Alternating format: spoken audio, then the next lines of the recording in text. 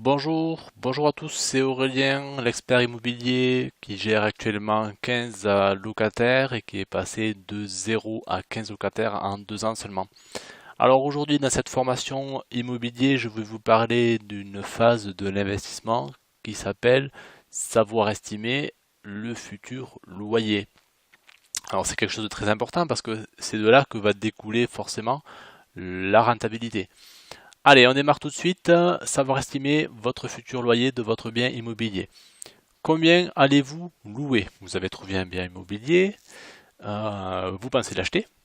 Savez-vous combien vous allez le louer? C'est une question très importante que beaucoup d'investisseurs débutants oublient, malheureusement. Alors, pourquoi? Pourquoi c'est important? Parce que pour calculer le taux de rentabilité, on utilise les loyers. On multiplie par le nombre de locations par an. C'est-à-dire si on a un mois de vacances, on va multiplier par 11 au lieu de 12. Et on va faire un calcul de la rentabilité du bien. Donc il est important de savoir estimer correctement le futur loyer. Alors, pour cela, il faut faire une étude de marché. Donc on consulte les sites d'annonces, on consulte les agences immobilières et on regarde par rapport aux biens similaires à quel prix ils se louent. Donc là, il faut vérifier les biens à propre équivalence, que ce soit secteur géographique, que ce soit sur des critères de qualitatifs similaires. On a également le site Efficity ou Meilleurs Agents, qui sont des sites que je vous conseille. Là, c'est deux conseils que je vous donne en or, puisque ce sont des sites sur lesquels vous allez pouvoir estimer la valeur locative de votre bien.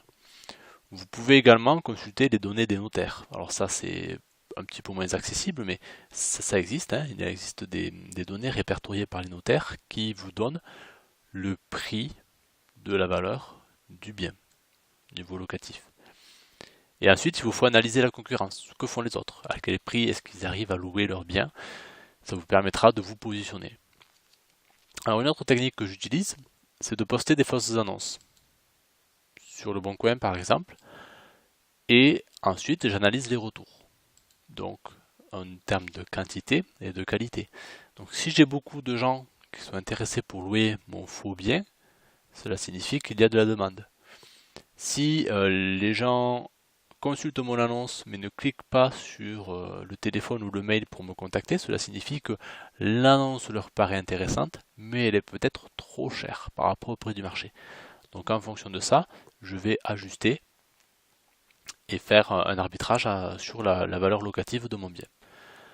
Cela permet de valider la demande et de voir le positionnement de votre prix. Donc la fausse annonce, utilisez-la, mais derrière, pensez à bien analyser le résultat. Car un résultat qui serait non analysé ou furtif ne vous avancera à rien. Alors, au niveau du loyer, il faut raisonner en termes de loyer hors charge. Toujours. Pour la rentabilité, c'est plus simple. Donc vous avez votre loyer hors charge et ensuite vous avez les charges que le locataire va vous payer. Vous ne devez raisonner qu'avec le loyer hors charge.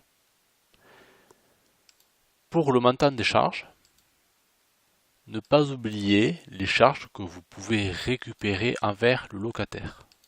Alors, quelles sont les charges récupérables? L'eau, l'électricité, le gaz, le chauffage, les ordures ménagères, les charges de copropriété récupérables. Donc là, la copropriété vous donnera une facture en fin d'année, par exemple, et vous dira, vous avez payé 1800 euros de frais de charges de copropriété. Sur ces 1800 euros, vous avez 1000 euros récupérables auprès du locataire. Voilà. Vous avez Internet. Si vous fournissez Internet à vos locataires, c'est une charge récupérable. L'assurance habitation et l'entretien du chauffe-eau.